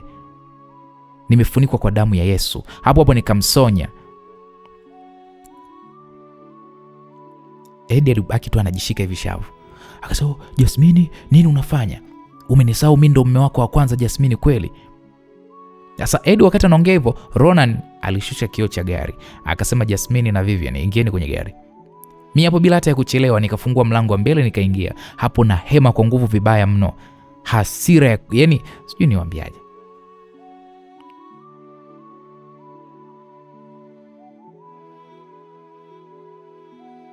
Vivian naye aliingia. Kisha Ronan akawasha gari, tukamwacha Edi anaitaita tu pale, Jasmine wewe, Jasmine wewe, mimi Edi. Nilimsonya. Kukaa kwangu mbele nilikuwa nina hofu hata sikugeuka nyuma. Mara nikasikia mama. Mimi nilitulia kwanza. Hapo nilikuwa kama na wenge. Mama. Vivian ndo akaniambia, wewe Jasmine, kwani usikii? Si unaitwa? Mimi kugeuka hivi, nani ananiita mama? Ndo nikawaona wanangu. Jamani, mjua nilishangaa. Nilitamani niruke zile siti ya nyuma, niruke kule kwenda siti ya nyuma, nikahamia nyuma, maana wao walikuwa wamefungwa mikanda, hawawezi kutoka. Ronan ilibidi asimamishe gari, maana mimi tayari nilikuwa kanishaweuka. Nikashuka nikahamia nyuma, Vivian akaenda kukaa mbele. Niliwakumbatia wanangu, mimi sikuamini kuwaona. Huzuni na furaha vyote vilinivaa kwa muda huo. Wanangu hawa hapa. Niliwakagua, ni wao.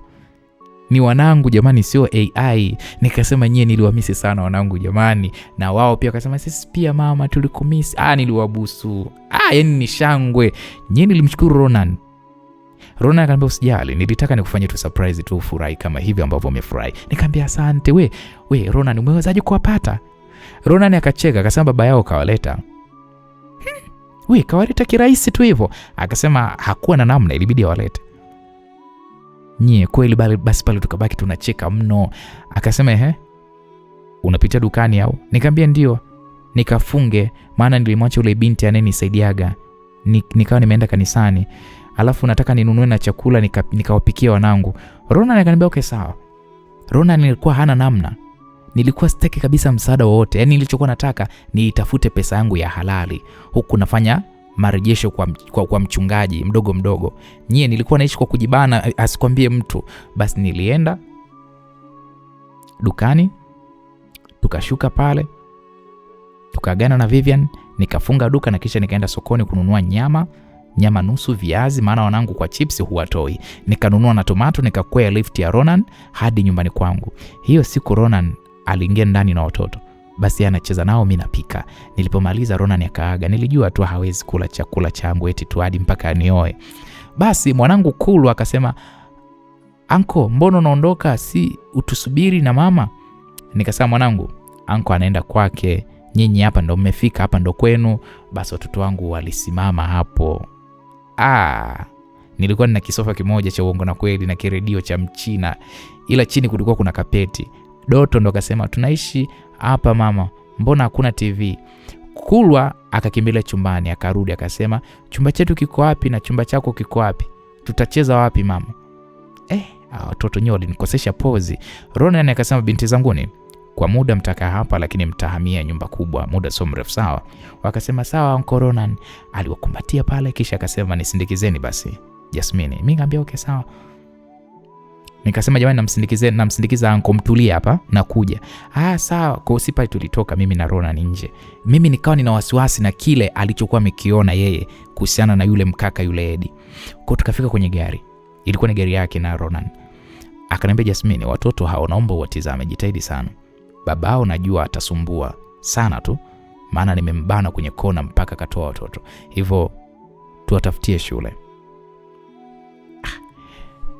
Ronan anazungumzia mambo ya watoto, mimi muda huo nawaza mambo ya Edi, mbona azungumzii? Sasa alivyoona mimi simjibu, akaniambia, "Jasmine, unanisikia ninachokisema?" Nikamwambia, "Watoto watasoma chekechea za kawaida, maana muda sio mrefu wataanza la kwanza." "Una uhakika?" "Kwa nini usiniruhusu niwatafutie shule nzuri zaidi nilipe ada?" Mimi hapo mjoni nilimtazama Ronan, huyu anaongea nini sasa? Wakati hata simuelewi. Mwanzo alikuwa anasema anataka kunioa. Sasa hivi haongelei masuala ya ndoa kwangu. Na kwangu kwenye haingii.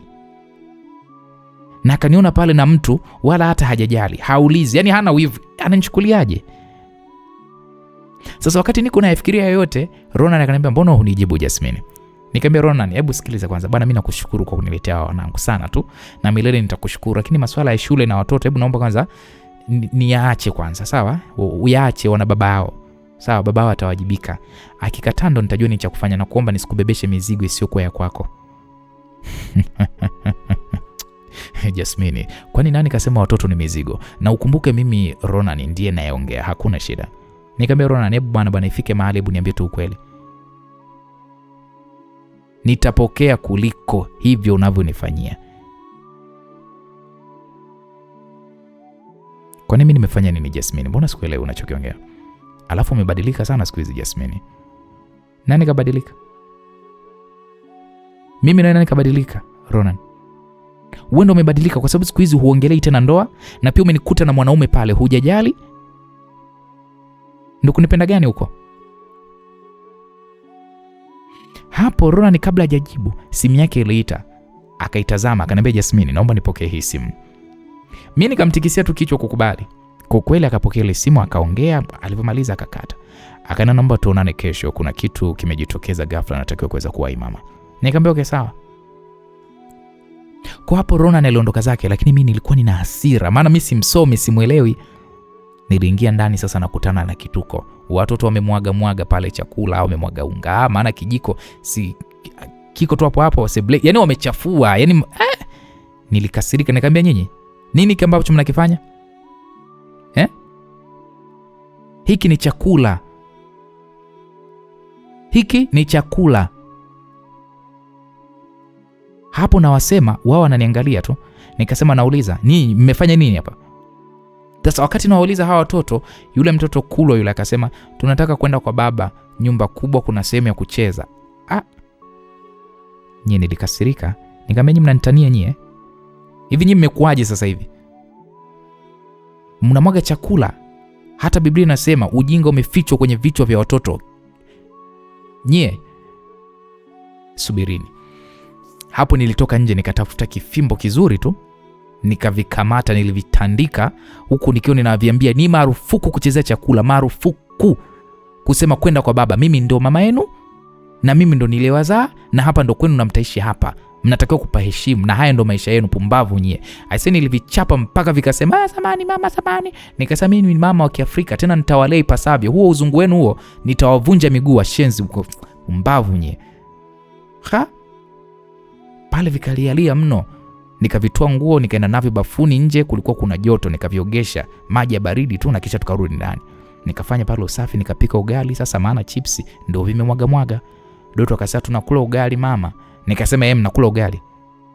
Kwani kuna mtu anabisha hapa labda? Kuna mtu anabisha amli ugali? Hapo nilikuwa nawaambia huko nimeshika kiboko.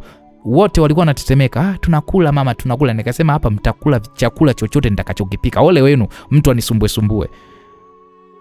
Basi tulikula pale vizuri, wakaanza kunisimulia stories za uongo na kweli. Muda wa kulala, kusali ilikuwa ni lazima, tulisali ndo tukalala. Japo nilifurahia watoto, lakini akili yangu ilikuwa ipo kwa Ronan jamani. Nilishikilia simu, nilitamani nimtafute Ronan lakini niliogopa.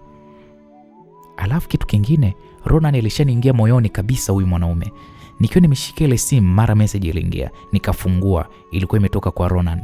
Alikuwa ameandika, "Muwe mna usiku mwema na Mungu awalinde." Nilipoona ujumbe nilifurahi, lakini bado nilijawa na hofu. Huyu hana hisia na mimi ama vipi? Basi mimi nikaanza rasmi kuishi na wanangu, huku nikiwa nawafundisha zaidi kumjua Mungu na wawe na adabu na wafanye kazi. Wiki 2 zilipita, Ronan anakuja tu kutusalimia, anabeba na vichokoleti vya watoto, hajawahi kuuliza kitu kuhusu Edi wala nini. Sasa siku moja nikiwa niko zangu dukani, wanangu walikuwa wanacheza na watoto wa Vivi, nikaona nimtafute Gian kuhusu ada ya watoto, kwa nikampigia Gian. Gian alipokea simu. Alipopokea kanamba, "Una shida gani wewe?" Nikamwambia ada ya watoto. Gian, "Wewe mwanamke una shida gani na mimi wewe?" genye zako zishakupande, huyo bwanako hakukuni vizuri unautaka sasa mjegeje wangu, si ndio? Wewe umechukua watoto sasa, ada kama uwezi kulipia na kwaje unachukua? Warudishe niwasomeshe wanangu.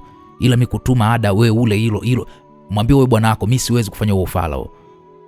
Umewataka watoto, pambana, usinisumbue kwa lolote. Hao watoto wakikua watanitafuta, ila ukiwafanya makahaba kama wewe nitakukata mapanga, mshenzi maskini malaya wewe. Mimi ndo tajiri, naishi kwa hela. Umeniacha, umemkimbilia bwana kapuku. Sasa hivi unanisumbua, unanitangazia shida zako, na utakuwa omba maisha yako yote, utanuka shida. Mpumbavu mmoja, mbwa wewe. Siji wewe unajifanya mjuaji. Wewe huwezi kushindana na mimi, kwanza hakuna mimi wa kunigusa. Nikamwambia Kian, usimalize maneno Gian, hii ni dunia na tunapita na dunia inazunguka. Wewe bwana wewe kwamba okay kama inazunguka, mbona kila siku inazunguka, lakini inakuzungukia wewe tu kwenye umaskini. Unalialia tu njaa inakuzungukia wewe tu. Mimi nitakufa tajiri na wewe utakufa kaaba omba fala mmoja wewe. Kian, kumbukeni huyu ni baba mzazi mwenzangu, ananitamkia maneno kama hayo. Alipomaliza kuzungumza akakata simu. Nyie niliumia jamani, kauli gani hizi?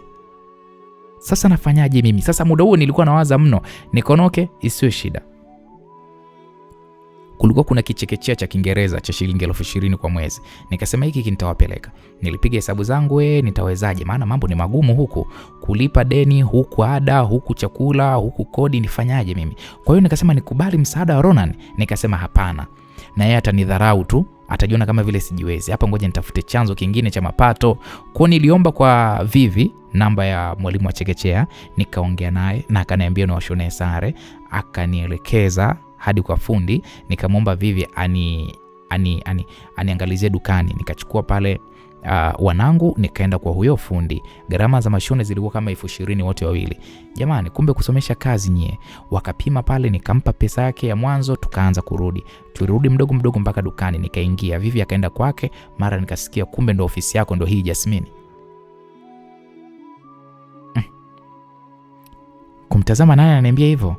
Kumbe alikuwa ni Edi. Nikamwambia wewe Edi, una shida gani na mimi lakini? Mimi naomba tuongee. Najua nilikukosea, lakini kipindi kile ilikuwa ni lazima nifanye vile. Familia yule mwanamke wangu ingekudhuru. Ila Jasmine, mimi nakupenda sana wewe. Nimeishi nikikuwaza wewe tu. Sasa hivi nimejitafuta, nimejipata, niko single. Nikahama hadi mji, niko huku na issue zangu, nimejenga, nina gari, naweza kukulea. Naomba turudiane mpenzi wangu.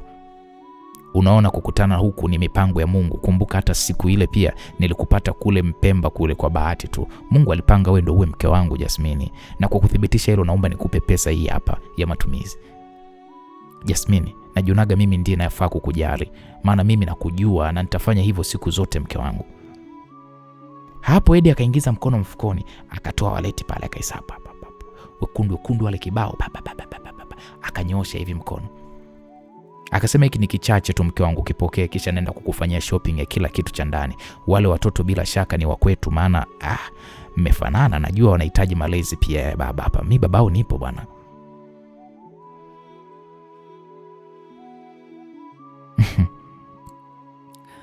Mnajua kilichotokea nini?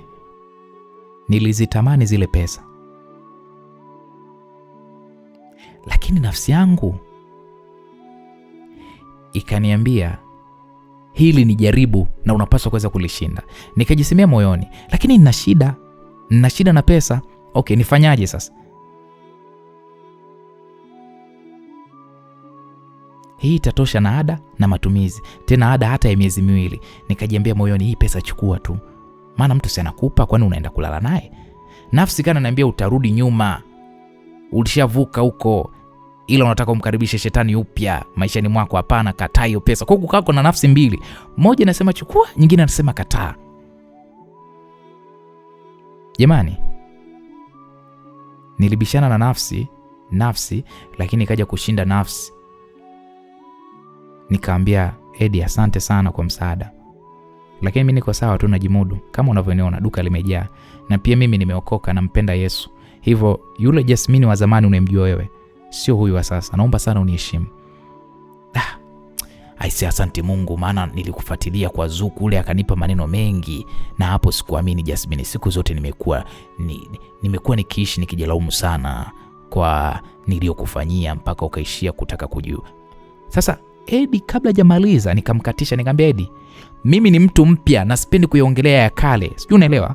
Kama kweli unanijali basi nakuomba uheshimu hilo na uheshimu ulokole wangu. Sijui unanielewa? Oh sawa, naheshimu na ninapenda. Naomba basi nafasi nikuoe kwa heshima, tuishi wote tupate familia Jasmine. Mimi ndiye ninayekupenda kweli. Nadhani unajua. Nikamtizama nikamwambia, sikiliza Edi, siwezi kuolewa na mtu asimjua Mungu. Sijui unanielewa? Edi, wewe humjui Mungu, unaolewaje na wewe?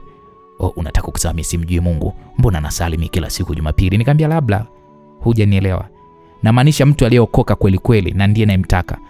Hilo tu mbona kwangu sio shida. Mimi hatakuwa Muislamu naweza kwa ajili yako. Kwa hiyo kuokoka tu mimi naweza. Mimi nishamaliza yote duniani. Hivyo kuokoka mimi kwangu rahisi tu. Unajua nikamtizama afu nikacheka. Nilijua huyu hawezi, ni pombe tu huyu. Yaani huyu ni cha pombe. Sasa pombe zake atamwachia nani? Mara simu yake ikaita, akapokea. Akaisikilizia kisha akasema okay sawa nakuja. Akakata ile simu. Akanigeukia akaniambia, Jasmine, nimepigiwa simu hapa ya huko kwenye garage yangu uko naenda, basi naomba basi fikiria basi. Pesa hii hapa basi. Hasa hapo pesa ile akawa ameiweka mezani. Nikamwambia no Edi, naomba uende nayo hiyo pesa yako, siwezi kupokea pesa yako. Ukiokoka na nikiamini unanisaidia kwa wema nitaipokea. Lakini Jasmine, pesa ina shida gani kwani? Nikamwambia bwana naomba unielewe Edi. Mimi nadhani tunaelewana. Basi fresh basi, naomba namba yako basi ya simu. Nikamwambia nimeshakwambia. Sawa, ngoja basi niende basi nikaokoke. Kweli aliondoka. Mimi nilishusha pumzi nikasema, shetani huyu alitaka kunipitia leo jamani, pesa ni pepo jamani. Basi mimi nikaendelea kuuza duka langu huku nikiwa ninawaza nifanye nini. Nikapata wazo. Nikakumbuka kuna dada alikuwa anatuzia zile sabuni za maji. Kipindi hiko nipo kwa Gian. Akasema kwamba anatengeneza. Nikamwomba nifundishe na akanielekeza. Hivyo nikaona okay, ngoja nitumie fursa ya kutengeneza sabuni za maji. Na kipindi hiko nilinunua kasimu ka smartphone. Basi nikaingia YouTube kuangalia namna ya kutengeneza sabuni za maji, nikajikumbusha na kisha nikamfuata Vivi, nikamuuzia hilo wazo. Akanisupport na akanielekeza pa kupata vifaa. Kwa niliwasiliana nao, wakasema kesho yake wananiletea. Kwa nilipiga pale bajeti ya vidumu, nikaokota pale na makopo ya maji. Nilikuwa kama chizi. Siku iliyofuata nililetewa vifaa. Nilivorudi nyumbani nikakoroga pale sabuni, nikaweka pale harufu nzuri, vitu vikajibu bwana. Nilianza kuiweka dukani na kutembeza. Hadi kanisani nikawa naenda kuuza. Ndani ya siku 3 nilimaliza lita 60, faida niliiona. Mpaka nikaona dukani kama vile nilikuwa nachelewa mbona. Wiki ilipita nishapata ada ya miezi 2 na kazi inaendelea. Wanangu walianza shule na begi zao nzuri, viatu vizuri na socks. Kumbe ukichakalika unaweza Basi Jumapili ilifika. Jumapili waga sifanyagi kazi. Jumapili yani kabisa. Lakini niliagizwa sabuni, nikabeba vidumu vyangu huyo na wanangu kwenye bajaji kanisani. Tulifika kama kawaida. Ilikuwa ni siku ya Ronan kuhudumu, yani kuhudumia, na mimi na Vivi tulikuwa tunaimba wanakwaya. Tukiwa tunamsifu na kumwabudu Mungu mbele pale tunaimba. Wenyewe tupo kama mbinguni. Mara nikamwona Edi yule anaingia kanisani. Tena Edi kaulamba kachomekea na kabeba na Biblia. Kwanza nilimtazama Vivi naye alinitazama, lakini tukaendelea kuimba huku tukikemea, maana ujio wake ni kama vile ulitaka kunitoa kwenye uwepo hivi. Tulimaliza pale ibada. Ronan alihubiri, kisha mchungaji akakazia na kusema kwamba wanaotaka kumpokea Bwana awe mwokozi wa maisha yake wapite mbele. Nikamwona Edi naye huyo kapita kaenda kupiga goti pale mbele. Wakaongozwa pale sala ya toba na wakakaribishwa kundini. Mimi sikuwa naamini kama huyu anaweza kufikia hatua kama hii. Na je, ni kweli au ananitania? Ni kweli anataka kunioa? Ibada ilivyoisha wakaambiwa waliookoka leo wabaki na sisi wana praise and worship. Kwa tulibaki pale, wakaanza kukabidhiwa kwa walezi. Ilipofika zamu ya Edi akasimamishwa na akakabidhiwa kwa Ronan. Nyekichwa kiliniuma, maana kuwa mlezi wa mtu kiroho lazima muwe karibu sana. Sasa Edi na Ronan kweli wanakuwa karibu. Edi endapo akimsimulia Ronan mambo yangu wa uhuni itakuwaje? Unajua nilitamani kupinga, lakini naanzaje kupinga? Vivian akawa ananitazama mimi nikamtizama. Walimaliza pale na mimi nikapata binti mmoja hivi wa kumlea. Kwa tuliondoka zetu bila hata kusemeshwa na Edi. Tukiwa tuko njiani Vivi akaniambia, "Wewe Jasmine, hebu nakuomba nikuulize kitu rafiki yangu." Nikamwambia, "Uliza." "Wewe una uhusiano gani na yule kaka Ronan?" Swali lilikuwa zito maana hata mimi sijui. Maana siku hizi hakuna mabusu, hakuna kuniita mke wangu, ni mwendo wa kuitwa Jasmine au mama wawili. Nikamwambia, "Bwana mimi yule Ronan yule mimi ni brother yangu tu." "Wewe ujue mimi nilikuwa nahisi labda anataka kukooa. Maana ni kama vile anakupenda na anakujali sana." Nikamwambia, "Bwana hamna. Ronan anajali watu wote, hata wewe pia anaweza kukujali." "Haya, na yule kijana aliyekubusu?" Nikasema, "Yule ni mtu tu alikuwa ananisumbua tokea huko zamani." "Wewe, najua yule amekuja kanisani kwa ajili yako. Maana nilimsikia ile siku alikupa pesa ukakataa. Nisamee shoga yangu, nilikusikiliza, nilikuwa nakuja dukani kwako, nikaona niangalie ile picha. Ila ni akili za karibuni tu. Niseme kwamba kila kitu kiukweli nilisikia wewe umesimama katika dini." Nikamsikiliza dia. "Siwezi kumkaribisha shetani mimi." "Wewe ila unachotakiwa kuwa makini sana. Yule anaweza kawa na nia nzuri yule Edi, au anaweza kawa na nia mbaya. Lakini hapaswi kuokoka kwa sababu ya mtu. Kwa hiyo usimkubali haraka haraka. Hata kama alikuwa ni mtu wako, wewe mwambie muingie kwanza kwenye maombi, mfunuliwe kwanza." "Vivian, hivyo unaamini katika kufunuliwa mtu wa kuoana naye? Yaani wewe unaamini kabisa ni kwamba unaweza ukaoneshwa huyu ndo inabidi akuoe, huyu uoane naye?" Mimi naamini.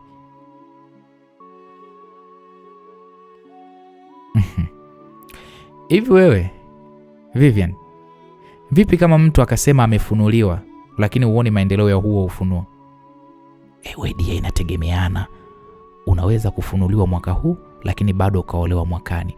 Wengine hupenda kujipa muda wa kujiandaa, lakini kama Mungu kapanga lazima iwe, itakuwa. Nikasema okay sawa Vivian. Basi hapo Vivian alinishauri mengi na mimi nilimuelewa.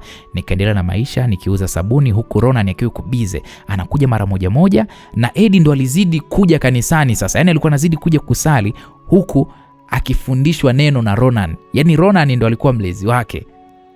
Kuna kitu kilichozidi kuniwazisha kuhusu Ronan. Ina maana yeye haoni au hajui yule ndiye aliyenibusu?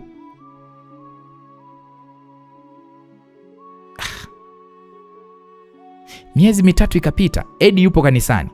Tena mwingi mno, nakwambia alijaa tele, anashiriki kila kitu. Siku moja Ronan alikuja kwangu, akaniambia nasafiri kikazi, anaenda nje ya nchi. Nikamwambia hongera. Naomba unisaidie kitu. Ninajenga kajumba fulani, naomba unisaidie kusimamia mafundi kama utojali, maana ni nyumba ninayotaka kuja kuishi na mke wangu.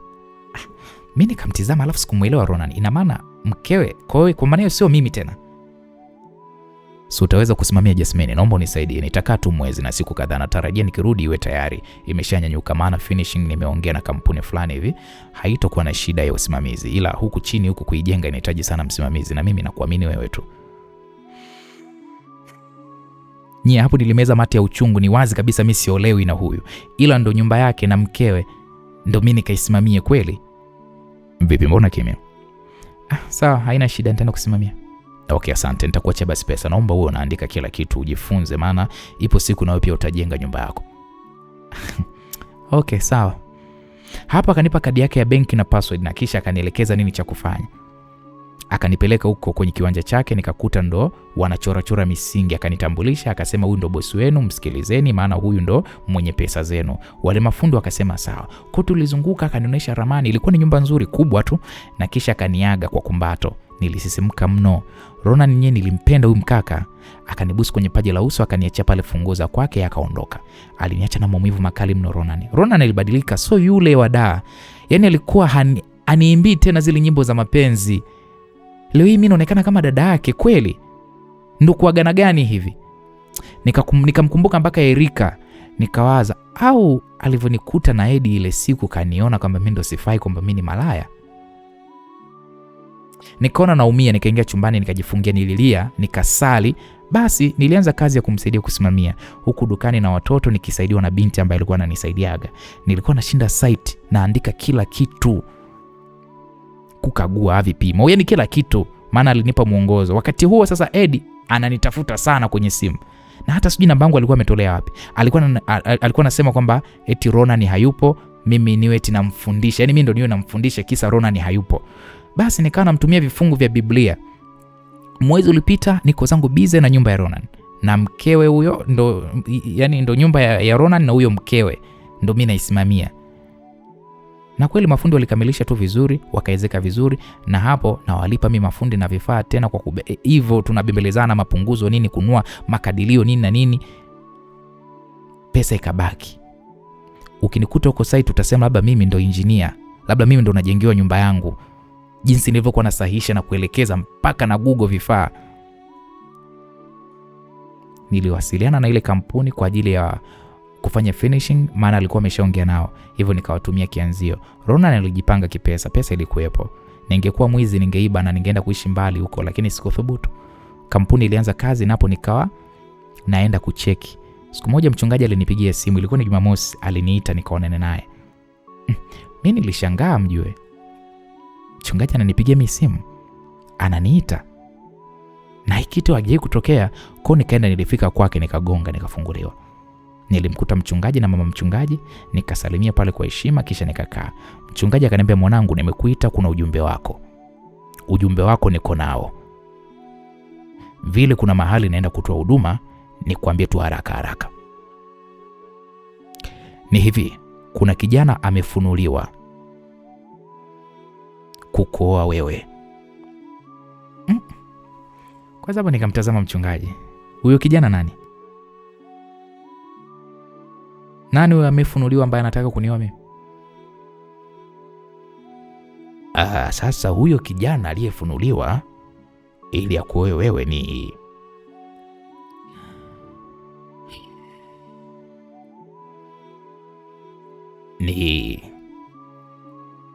nani? Nakusikiliza baba mchungaji. Huyo kijana anaitwa Eddie.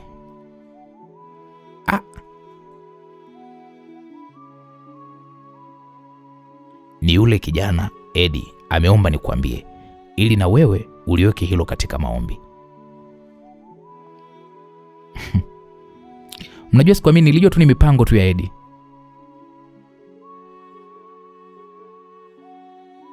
Ananikwaza sana. Hii miezi 3 kaja na gia hiyo. Nikasema okay sawa, nimesikia, nitaliweka kwenye maombi. Okay sawa, usipuuze, ni wakati sasa wa kupata mwenza, uwe na familia. Vijana wengi wanakumendea mwanangu, jiweke vizuri kwa Mungu akupe aliye sahihi. Nikasema sawa baba mchungaji. Basi tukasali, mimi nikaondoka. Nikiwa niko njiani niliwaza sana. Nilidhani Ronan kwamba alishamwambia mchungaji kuhusu hivyo. Vipi kusana na Eddie sasa? Hapana, ngoja. Nilifika nikamuhusisha Vivi, naye akanishauri nifunge maombi. Nikasema sawa. Siku hiyo ilipita, kesho yake ilikuwa ni Jumapili. Nilifunga, tukachukuzana na Vivi na watoto wetu mpaka kanisani. Nilishangaa kumuona Ronan akiweko kanisani. Nyeusi alisafiri. Ronan alikuwa amevalia shati la kitenge, sikuwahi kuliona hilo shati. Yaani Ronan amerudi bila kuniambia wala kuja kudisalimia. Kweli hii ni kali. Na funguo zake ninazo. Nye niliumia. Tulisali lakini nilikuwa ni mnyonge sana. Mwisho wa ibada Ronan alikaribishwa kuongea, maana eti alisema kuna jambo anataka kulisema. Basi akasimama pale akasalimia. Kisha Ronan akasema leo ni siku ya umuhimu, kwani nataka kumtambulisha mtu wa umuhimu sana kwangu. Mimi hapo macho yalinitoka. Mara nikasikia Ronan anasema, yuko hapo madhabahuni mbele kabisa kanisani. Akasema, Nuru, simama uje usalimie kanisa. Watu wote pale tuligeuka. Jamani, alisimama huyo mdada mrembo hivi, alikuwa amevalia gauni la kitenge. Afu hilo gauni la kitenge linafanana na shati alilovaa Ronan. Moyo ulifanya pa. Nilianza kuhisi kama joto si joto, jasho kama linanitoka. Yule mdada akapokea ile mic kwa heshima akaanza kuimba. Jamani, sauti yake mdada ni nzuri. Basi Ronan anamtizama, mara akamshika mkono. Nyie muda huo hivyo vitendo vinaendelea pale mbele, Ronan na huyo mdada sijui Nuru. Mimi hapa hali yangu ilikuwa inazidi kuwa mbaya. Nikaanza kuona kama dunia inafanya yaani kama dunia inazunguka, yaani kama vile kizunguzungu kilinipata vibaya mno. Hii nyi wanaume nyoko nyinyi.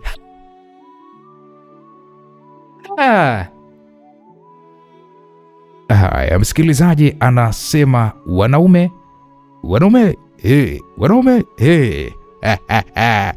Yasmini anapigwa na kitu kizito kanisani. Hao ni anachokitarajia. Baba siara nini? Ronan kaita demu mwingine, Nuru njoo.